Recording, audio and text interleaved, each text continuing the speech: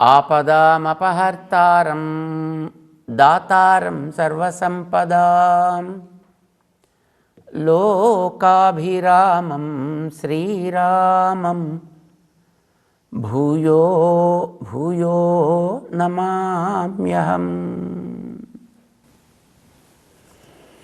జై శ్రీమన్నారాయణ. ప్రియ భగవద్బంధువులారా, మైథిలీం సీతను తీసుకువెళ్ళి అప్పగించేవయా, అది నీకే కాదు లంకా నగరానికి మంచిది, లంకా ప్రజానీకానికి అంతటి కూడా మంచిది అని చెప్పాడు. ఆయనకి తానేదో బాగుపడాలి లేదా తన కుటుంబం బాగుపడాలి అనేటువంటి కోరిక కాదు, లంకా నగరంలో ఉండేటువంటి ప్రజానీకం అంతా బాగుపడాలి అనేది ఆయనకు ఉండేటటువంటి ప్రధానమైనటువంటి కోరిక. నువ్వు చేసేటువంటి పాడు పని వల్ల నువ్వు ఒక్కడే నష్టపోవడం కాదయ్యా, నీ కుటుంబం పాడైపోవడం కాదయ్యా, అమాయకులైనటువంటి లంకానగరపు ప్రజానీకం అంతా నష్టపోతుంది. ఇది అతనికి ఉండేటటువంటి ప్రధానమైనటువంటి కన్సర్న్ అన్నమాట. సరే, వచ్చాడు రాముడి దగ్గరికి, వెళదాం రక్షణ పొందుదాం అని ఆయనకి సభలో ఉన్నప్పుడు అనిపించింది. రావణాసుడికి ఎన్నో రకాలుగా చెప్పాడు, హితాన్ని చూపించాడు, గట్టిగా చెప్పాడు, కేకలేసి చెప్పాడు, నయాన్ని చెప్పాడు, భయాన్ని చెప్పాడు. కానీ ఏం చేసినా ఆయన వినలేదు. ఆ సభలో కూర్చుని చిన్న చిన్న పిల్లలు కూడా, ఇంద్రజిత్తు లాంటి వాళ్ళు కూడా విభీషణుణ్ణి, నువ్వు మాకు హితమేం చెప్పక్కర్లేదు, మా దగ్గర ఉండదగిన వ్యక్తివి కావు, నువ్వు మా వంశంలో నువ్వు తప్ప పుట్టావు, ఇలా తిట్టాడండి వాడు, చిన్న పోరగాడు. త్వాం తు ధిక్ కులపాంశనం అన్నాడు ఆయన. ఇంత మాట అన్న రావణాసురుడు అరే తప్పు రాలా అనకూడదు అని ఒక్క సూచన కూడా చేయలే. అప్పటిదాకా చాలా బాధలు పడ్డాడు, ఎన్నో అవమానాలు సహించాడు. కానీ అంత దిగజారిన తర్వాత ఇంకా అక్కడ ఉండడం శ్రేయస్కరం కాదు అని అనుకున్నాడు. అక్కడి నుంచే ఒకసారి అట్లాగా పైకి ఆకాశంలోకి ఎగిరాడు. యత్ర రామః సలక్ష్మణః ఉత్తరం తీరమాసాద్య ఖస్త ఏవ వ్యతిష్ఠత. వాల్మీకి చెప్తాడనమాట. వచ్చేసాడు వెంటనే, ఇంకా ప్రిపరేషన్ ఏం లేదు, ఏమీ తెచ్చుకోలేదు, కూడా ఏం లేదు, సభలో ఉండేటువంటి డ్రెస్ కూడా మార్చుకోలేదు, సముద్రం దాంట్లో స్నానం చేయలేదు, నేరుగా వచ్చాడు, ఆకాశంలో నిలబడ్డాడు. ఇప్పుడు ఏం చేయాలి తను? నేరుగా వెళ్ళి రాముడి పాదాల మీద పడాలి. కానీ అది నియమం కాదు. మనం గతంలో అనుకుంటున్నాం కదా, నీకు భగవంతుడు తెలిసినా నేరుగా వెళ్ళి ఆయన ఆశ్రయించకు, పెద్దల ద్వారా ఆశ్రయించు, పెద్దలు చూపిన మార్గంలో నడు. ఇది మనకి నియమం. ఇది సుగ్రీవుడు ఆ నియమం తెలియకనే కదా పాపం వారి చేత చావు దెబ్బలు తినాల్సి వచ్చింది. తెలిసిన తర్వాత రాముడి రక్షణని పొందగలిగాడు. అద్భుతమైనటువంటి సంపదలకి తను భాగస్వామి కాగలిగాడు ఆయన. ఇది విభీషణుడికి మొట్టమొదటి తెలుసును కాబోలు, మహాత్ముడు అయిన. అందుకోసమే శూర్పణఖ విభీషణుడిని పరిచయం చేస్తూ చెప్పింది రాముడితోటి, విభీషణస్తు ధర్మాత్మ నతు రాక్షస చేష్టిత. నియమాలు బాగా తెలిసిన వాడయ్యమ్మా వాడు. అసలు ఏమిటో రాక్షస పుట్టుక వాడికి తగదు, వాడి ఇక ఏం చేస్తాం, పుట్టాడు మా కులంలో అని చెప్పింది ఆవిడ. తెలిసినటువంటి వాడు కనుక ఆయన ఆకాశంలోనే నిలబడి, రాముడు ఉండేటటువంటి చోటుకి కాస్త దూరంగా నిలబడి సుగ్రీవుణ్ణి పట్టుకుని ఆశ్రయించాడు ఆయన. సుగ్రీవుడు రాముడి దగ్గరికి వెళ్ళడానికి లక్ష్మణుని పట్టుకుని ఆశ్రయించాల్సి వచ్చింది. కానీ విభీషణుడు సుగ్రీవుడిని ఆశ్రయించాడు ఆయన. అసలు మొట్టమొదట వచ్చిన విభీషణుడిని చూసి వాడిని కిందకి దిగనివ్వకుండా అక్కడే కొట్టేద్దాం అన్నటువంటి వాడు సుగ్రీవుడే. అలాంటి సుగ్రీవుని ఆశ్రయించి నివేదయత మాం క్షిప్రం విభీషణం ఉపస్థితం. హే సుగ్రీవా, నా గురించి కాస్త రాముడికి పురుషకారం చేసి పెట్టవా, కాస్త రికమెండేషన్ చేయవయా. నా పేరు విభీషణుడు అంటారు, నేను చెడ్డవాడినే, రావణాసురుడి యొక్క తమ్ముడిని, రావణస్య అనుజో భ్రాత, రావణాసురుడి యొక్క సోదరుడైనా కాస్త పెద్దవాడిని కనుక అయినట్టయితే వాడిని 2 వాయించి ఇలాంటి పాడు పని చేయకని చెప్పగలిగి ఉండేవాడిని. కానీ నేను అనుజో భ్రాత అయిపోయాను. నేను వాడి తర్వాత పుట్టిన వాడిని అయ్యాను, చిన్నవాడిని అయ్యాను. కనుక నేను చెప్పే స్థితిలో లేను, ఆయన వినే స్థితిలో కూడా లేడు. చేత నేనేం చేయలేకపోయానయా. ఏమైనప్పటికీ రామచంద్రుణ్ణి రాఘవం శరణం గతః, నేను రామచంద్రుని శరణాగతి వేడుతున్నాను, నన్ను రక్షించు అని చెప్పు అని అడిగాడు ఆయన. పద్ధతి ప్రకారం వచ్చాడు ఆయన. సుగ్రీవుని ఆశ్రయించి వచ్చాడు కనుక రామచంద్రుడు ఆయన్ని అంగీకరించాడు. ఎవరు కాదన్నప్పటికీ కూడా నేను దత్తం అస్య అభయం మయా, నేను ఇతనికి అభయాన్ని ఇచ్చేస్తున్నా. ఏ సుగ్రీవుడు అతన్ని కొట్టాలన్నాడో ఆ సుగ్రీవుడినే పంపించి తీసుకురావయ్యా ఆయన్ని అని తెప్పించుకున్నాడు. ఆ రక్షణను కల్పించాడు. పెద్దలని తిరస్కరించిన వ్యక్తి ఏంటవుతాడో, ఎంత నష్టపోతాడో మనకి ఒకటి కాదు ఎన్నో దృష్టాంతాలు కనిపిస్తాయి. ముఖ్యంగా త్రిశంకు ఇక్ష్వాకు వంశానికి చెందినటువంటి ఒక రాజు తన గురువుని తిరస్కరించాడు. ఆయనకి బొందితోటి స్వర్గానికి పోవాలనిపించింది. స్వర్గానికి బొందితో వెళ్ళడానికి కుదరదు కదా, జీవుడు వెళ్ళచ్చు. కానీ అక్కడికి వెళ్ళేవాడికి దానికి తగినటువంటి ఒక శరీరం తయారు కావాలి. దాని పేరు తేజస్ శరీరం అని పేరు. మామూలుగా ఇక్కడ ఉండే ఈ మట్టి శరీరాలు పనికిరావు అక్కడికి వెళ్ళడానికి వీటికి యోగ్యత ఉండదు. తేజస్ శరీరం వాడికి రాకుండానే ఈ మట్టి శరీరంతో అక్కడికి వెళ్ళాలి అని కోరుకున్నాడు. వశిష్ఠుల వారి దగ్గర వెళ్ళి అడిగాడు. గురువుగారు ఆయనే, ఇక్ష్వాకు వంశానికి అంతటికీ కుల గురువు వశిష్ఠుడే కదా. వెళ్ళి అడిగాడు.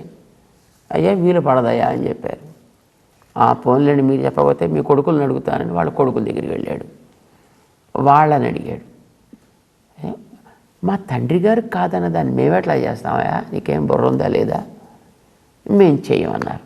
వాడికి ఒళ్ళు మండింది, ఏదో చేశాడు. సరే ఏం చేయాలి, ఎవరినైనా పని చేస్తారేమో అని అన్ని ప్రయత్నాలు చేశాడు. ఎవరు అతను సహకరించాడు కనిపించలే.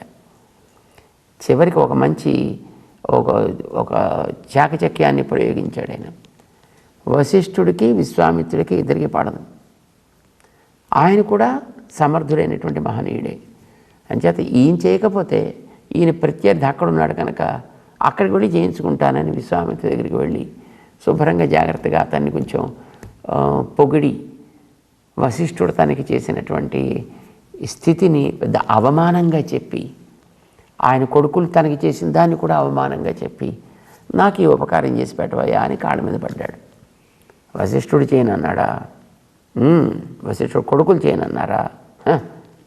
వాళ్ళకి చేత కాదు, నేను చేసి పెడతా అన్నాడు ఈయన. ఈయనలో ఉండేటటువంటి ఆ పగ, అతని మీద ఉండేటటువంటి ఆ పగని ఇతను లోకుగా తీసుకున్నాడు, ఆసరాగా తీసుకున్నాడు. ఇతన్ని పాపం చక్కగా తనకు అనుకూలంగా పొగిడేసి మార్చుకున్నాడు. ఇతనితోటి చేయించుకోవాలని అనుకున్నాడు. సరే విశ్వామిత్రుడు తన కొడుకుల దగ్గరికి వెళ్ళాడు. అరే రండర్రా చేద్దామన్నారు. ఇలాంటి పనులు మేము కూడా చేయము అన్నారు వాళ్ళు, తన కొడుకులే. దాంతో వాళ్ళందరినీ శుభ్రంగా శపించి పారేశాడు ఆయన. మిగతా వాళ్ళందరినీ అడిగాడు. వాళ్ళు చెయ్యమన్న వాళ్ళందరినీ కూడా తన కోపం వాళ్ళ మీద ఏదో రకంగా చూపించాడు. సరే ఇంకా భయపడిపోయిన వాళ్ళు కొంతమంది వచ్చి చేస్తూ ఉన్నారు.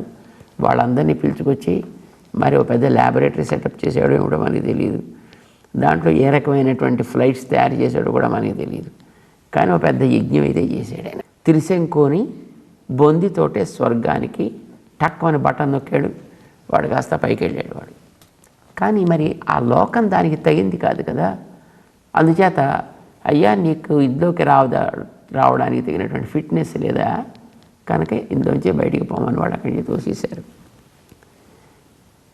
వాడు ఇప్పుడు ఇక్కడి నుంచి పైకి వెళ్ళాడు, అక్కడి నుంచి వాడు కిందకి తోశారు. మధ్యలో పడ్డాడు తల కిందులాగా. అమ్మో చస్తున్నాను మొర్రో అని అరిచాడు అక్కడి నుంచి వాడు, మధ్యలోంచి అక్కడి నుంచో. ఈయన విన్నాడు, చూస్తున్నాడు. ఈయన రాకెట్ పంపించినప్పుడు చూస్తుంటారు కదా, మానిటర్ చేస్తుంటారు కదా.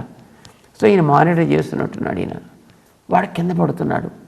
ఆగక్కడ అన్నాడు తన తపశక్తి. మధ్యలో ఆపాడు అతన్ని. తను చేసే కార్యాన్ని వీళ్ళు ఇంతలాగా తిరస్కరిస్తారా అనే ఒక పగ, ఒక పట్టుదల, తీవ్ర ఆవేశం అతనిలో పొంగుకొచ్చి, పోన్లే ఇక్కడ నువ్వు స్వర్గలోకంలోకి అక్కడికి వెళ్ళేది ఏంటి, ఆ పాతబడ్డ స్వర్గలోకంలోకి, నీకోసం కొత్త స్వర్గలోకమే సృష్టిస్తాను అని శుభ్రంగా ఇతని కోసం కొత్త లోకం తయారు చేసేసాడు. అన్యమింద్రం కరిష్యామి, ఇంకో ఇంద్రుణ్ణి కూడా తయారు చేసేస్తాను అన్నాడు తపశ్శక్తితోటి. విశ్వామిత్రుడు 10,000 ఏళ్ళు తపస్సు చేసేవాడిని, అద్భుతమైన శక్తి సంపాదించేవాడు, ఇలాంటి పాడు పనులకి వాడేవాడు. బుద్ధిమంతుడే, సాధకుడే, కానీ ఏం లాభం? ఏదో ఒక్కొక్క బలహీనత వల్ల మళ్ళీ అంత తపశ్శక్తిని కోల్పోతూ ఉండేవాడు అనమాట. సరే ఇంకో ఇంద్రుని చేస్తానని కానీ పాపం మిగతా వాళ్ళంతా పెద్దలంతా వచ్చి పట్టుకున్నారు అతన్ని. ఆయన బాబు ఎందుకు అనవసరంగా చేస్తావు, వాడే అసలు పాడు పని చేస్తున్నాడు, వాడికి నువ్వు చేసే సహకారం కూడా అట్లాంటిదే.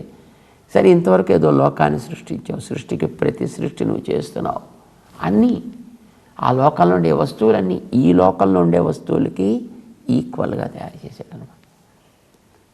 మనకు ఇప్పుడు ఉండేటువంటి వస్తువులు కూడా అలాంటివన్నీ చాలా ఆయన తయారు చేసిన సృష్టి అని అంటుంటారు. ఏదో కొన్ని కూరలు, కొన్ని పప్పులు, కొన్ని దినుసులు, ఇలాంటివన్నీ అన్నమాట.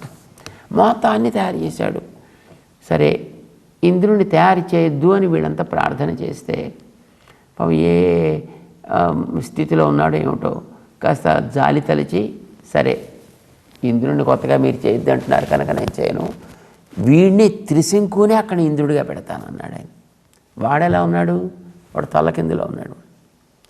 అంచేత మొత్తం ఆ లోకాన్ని అంతటిని తల్లకిందుల లోకం కింద తయారు చేశాడు దాన్ని. దాంట్లో తల్లకిందులు త్రిశంకు కానీ ఇంద్రుడిగా పెట్టారు అక్కడ. పోయి చేసుకొని నీ పని అన్నాడు ఆయన. అంటే పెద్దలు చెప్పిన మాట విననందుకు వాడు ఇక్కడ భ్రష్టుడయ్యాడు, అక్కడ భ్రష్టుడయ్యాడు, త్రిశంకు స్వర్గంలో పడ్డాడు అనమాట. వాడు దేనికి కానటువంటి కొత్త స్థితికి వెళ్ళాడు. వాణ్ణి మనం అజ్ఞుడు అని అంటాం. అది తెలివికి తక్కువేం లేదు, కానీ నడవలసిన మార్గంలో నడిచేటట్టు లేదు, అది అజ్ఞత. ఈ అజ్ఞత వల్ల పెద్దలు చెప్పేటువంటి మాటల మీద శ్రద్ధ ఏర్పడదు. అప్పుడు వాడు అశ్రద్ధధానుడవుతాడు. వాళ్ళు నయ్యా నీకు ఇలాంటి నష్టం వస్తుందయ్యా అని చెబితే ఏమిటో పెద్ద ఏమొస్తుంది కనుక అంటూ తను చేయాల్సిన దాని మీద తానే సొంత నిర్ణయాలు చేయడం ప్రారంభం చేస్తాడు. సో ఇదెంతవరకు వెళ్ళిందంటే తన్ నెంజిల్ తోత్తినదే సొల్లి ఇది శుద్ధ ఉపదేశ వరవార్తదెన్బర్ మూర్ఖరావార్ అంటారు మనవాడ మహామునులు అనేటటువంటి ఒక మహానుభావులు. తన మనసులో ఏది తోస్తే అదే, దాన్నే సమర్థించుకుంటూ ఇదే శాస్త్రం అనంటూ దానికే తను కట్టుబడి తన వాళ్ళందరినీ అట్లాగే నడిపించి ఇట్లా చేసేటువంటి వాడు భ్రష్టుడవుతాడు. తన తోటి వారందరినీ కూడా భ్రష్టులనిగా తయారు చేస్తాడు. వాడు అజ్ఞుడు. అజ్ఞశ్చ వినశ్యతి, అశ్రద్ధధానశ్చ వినశ్యతి, సంశయాత్మా వినశ్యతి, నాయం లోకోస్తి న పరః అస్తి న సుఖం సంశయాత్మనః. కనుక వాడి సుఖం అనేటటువంటిది జీవితంలో ఉండదు, ఇహలోకంలో ఉండదు, పరలోకంలో కూడా ఉండదు సుమా. అంటే అది ఎప్పుడు కూడా పెద్దలు చూపిన మార్గాన్ని తిరస్కరించడం అనేటటువంటిది తగిన పని కాదు. అయితే పెద్దలు అనగానే వయస్సులో ఏదో పెద్ద ఆకారం అని కాదు, హితము చెప్పగలిగినటువంటి స్థితి ఉండి వాళ్ళు మన హితం కోసం పాటుపడుతూ ఉండేవాళ్ళు ఎవరైతే వాళ్ళే పెద్దలండి. వయసులో చిన్నవాళ్ళు కావచ్చు, వయసులో పెద్దవాళ్ళు కావచ్చు. హిరణ్యకశిపుడు మనం పేరు విని ఉంటాం. వాళ్ళ కొడుకు ప్రహ్లాదుడు చిన్నపిల్లవాడు, లేక పుట్టిన పిల్లవాడు, కానీ మంచి పిల్లవాడు. తండ్రికి కూడా హితం చెప్పాడు. తండ్రి నువ్వు అలా ఉండద్దా, నువ్వు దానవాగ్రణి అయితే అవ్వచ్చు, దానవులందరికీ కూడా నువ్వు చాలా గొప్పవాడివి పెద్దవాడివి అవ్వచ్చు, కానీ భగవంతుని తిరస్కరించడం, భగవంతుడి యొక్క ఉనికిని అంగీకరించకపోవడం, దాన్ని సంశయించడం అనేటటువంటిది మంచి పద్ధతి కాదు అని చెప్పాడు. భగవంతుణ్ణి తిట్టినంత వరకు ఆయనకేం కాలేదండి హిరణ్యకశిపుడికి. కానీ భగవన్ మార్గాన్ని చూపేటటువంటి ప్రహ్లాదుణ్ణి హింసించడం ప్రారంభించేసిన తర్వాత ఆయన యొక్క పతనం ఆరంభమైంది. ప్రాణం కోల్పోవలసి వచ్చింది చివరికి. హిరణ్యకశిపుడి విషయంలో ఇది మనం చూస్తున్నాం. దానికి చిన్నవాళ్ళు పెద్దవాళ్ళని తేడా ఏం లేదండి, ఎవరికైనా అది తప్పదు. అది సీతమ్మ చాలా గొప్పది కదా, కానీ మార్గదర్శకుడు చెప్పినటువంటి మాటని వినాలి అని ఆవిడకి అనిపించలే. మొట్టమొదటి రాముడు చెప్పాడు, సీతే బంగారు లేళ్ళు ఉండవు అయి. లక్ష్మణస్వామి తర్వాత చెప్పాడు, అమ్మా లోకంలో ఎక్కడ ఇలాంటి రంగుండే లేడులు ఉండవు, పైగా లేళ్ళు ఒంటరిగా తిరగవు, లేళ్ళు ఎప్పుడు కూడా గుంపులు గుంపులుగానే తిరుగుతాయి. జంతువుల్లో ఒక లక్షణం ఉంది, తన తోటి జంతువుని అది మూర్ఖని తెలుసుకుంటాయి, వాసన చూసి తెలుసుకుంటాయి. కానీ ఇప్పుడు నువ్వు చూసేటటువంటి ఈ బంగారు జంతువు ఉందే, ఇది తప్పనిసరిగా ఎవడో ఒక మారీచుడు లాంటి వాడి మాయ, దాంట్లో సందేహం లేదు. కారణం చూడండి, మిగతా జంతువులన్నీ అక్కడికి వస్తున్నాయి, దాని దగ్గరికి వచ్చే వాసన చూస్తున్నాయి, చెంగుమని వెనక్కి భయంతో గెంతి పారిపోతున్నాయి. మరి అది లేడని ఎలా అనుకుంటావు తల్లి? అంచేత అది కాదు అని ఎన్నోసార్లు చెప్పాడు, ఎన్నో రకాలుగా చెప్పాడు, యుక్తియుక్తంగా చెప్పాడు. కానీ ఎన్ని చెప్పినా ఆవిడకి అది ఎక్కలేదు. నిర్బంధించింది, రాముడిని పంపించింది, నిర్బంధించింది, లక్ష్మణుని పంపించింది. చివరికి పర్యవసానం లంకలో పడింది. నిజానికి అంత గొప్ప మహనీయురాలైనటువంటి ఆమె రాముణ్ణి దూరం చేసుకుంది, లక్ష్మణుని దూరం చేసుకుంది, హితం చెప్పే దైవాన్ని దూరం చేసుకుంది, హితం చెప్పే పెద్దల్ని దూరం చేసుకుంది. లంకా నగరంలో పడి నానా రకాల యాతనల్ని అనుభవించాల్సి వచ్చింది సీతమ్మ. మనకి ఈ విషయం తెలుసు, రామాయణంలో మనం చదివాం. అందుచేత పెద్దలు చూపినటువంటి మార్గాన్ని ఎప్పుడు కూడా తిరస్కరించడం అనేటటువంటిది శ్రేయస్కరం కాదు. వారు మనకు అందించేటటువంటి నిర్ణయాలని మనం మొట్టమొదటి అంగీకరించాలి. దాని మీద నువ్వు కొత్తగా ఇంకా ఏమైనా పరిశీలన చేయాలంటే ఓకే, తప్పకుండా చేసుకోవచ్చు. కానీ మొట్టమొదటి నుంచే అది అవునో కాదో, సరో కాదో, పని చేస్తుందో పని చేయదో, ఇది మనకి తగిందో తగందో, సందేహం ఏమిటిది? ఇప్పుడు మనకి చిన్నప్పుడు ఏదైనా ఒక వ్యాధో మరొకటో వస్తే మన అమ్మ నాన్న మనని తీసుకెడతారు డాక్టర్ దగ్గరికి, మందులు ఇప్పిస్తారు. అమ్మో అసలు ఈ డాక్టర్ సరైన వాడో కాడో, వాడు ఇచ్చే మందు సరైనదో కాదు, వాడి ప్రిస్క్రిప్షన్ సరో కాదు, వాడి సర్టిఫికేట్ అక్కడ హాస్పిటల్లో పెట్టుకుంది కూడా సరైనదో కాదు, అసలు నిజంగా జెన్యున్గా డాక్టరో కాడో, నీ సందేహాలన్నిటికీ సమాధానాలు తీసుకోవచ్చు. కానీ ఎప్పుడు ముందర నువ్వు ఆ మందు నీ జ్వరానికి తగ్గట్టుగా వాడి తగ్గించుకుని అప్పుడు పరిశీలన చేయి, నో ప్రాబ్లం. లేదండి ఆ మందు వాడితే ప్రాణం పోతే, వాడు సరైన వాడు కాకుండా ఉండి ఇచ్చిందేదో తీసుకుని దాంతో ఉపద్రవం వస్తే మరి అప్పుడేం చేయాలి అని సందేహం రావచ్చు, కరెక్టే. కానీ ఎవడిని మనం ఆశ్రయిస్తాం డాక్టర్ కింద? మనం వెళ్ళి కొత్తగా గుర్తించిన వాడిని కాదు, మన పెద్దవాళ్ళు, మన ఇంట్లో వాళ్ళు, మనకంటే పూర్వులు 1కి 10 సార్లు అవసరం ఏర్పడినప్పుడు వెళ్ళి వాళ్ళ సలహాలు తీసుకుని వాళ్ళు ఇచ్చిన మందులు వాడి ఆరోగ్యాన్ని బాగు చేసుకున్న అనుభవం అనేటటువంటిది ఒకటి ఉన్నట్టయితే వాళ్ళు చెప్పిన వాళ్ళని నువ్వు అంగీకరించవచ్చు. నువ్వు నిర్ణయం చేసుకుని చేయక్కర్లా. మళ్ళీ మనం నిర్ణయం చేయబడగానే మళ్ళీ ఇలాగే ఉంటుంది కదా. మనం సరైన నిర్ణయం చేయలేకపోవచ్చు, ఉన్నదాన్ని వాస్తవాన్ని మనం గమనించలేకపోవచ్చు, గుర్తించలేకపోవచ్చు. మనకి కొంతవరకే తెలుస్తుంది. మనకి చూడండి, మనకి పెన్ అనగానే ఇదే పెన్ను, ఇదే రాస్తోంది అని అనిపిస్తుంది. ఇది రాస్తుందా లేదా ముందుండే అంచు రాస్తుందా? అంచే రాస్తుంది అనుకుంటాం, కొంతకాలం రాసిన తర్వాత రాయడం మానేస్తుంది. ఎందుకని?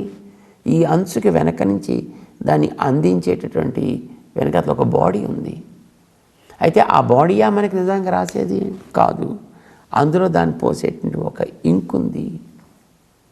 అది దాంట్లో పోస్తే, దాన్ని సవ్యంగా పెడితే, అప్పుడు దానికి కావాల్సినటువంటి ఈ పారాఫెర్నల్ అంతా తయారు చేస్తే, అప్పుడు నువ్వు దాన్ని, అది కూడా నీకు మళ్ళీ రాతొస్తే, అప్పుడు ఇది ఇంత చేసినటువంటి ప్రయోజనం.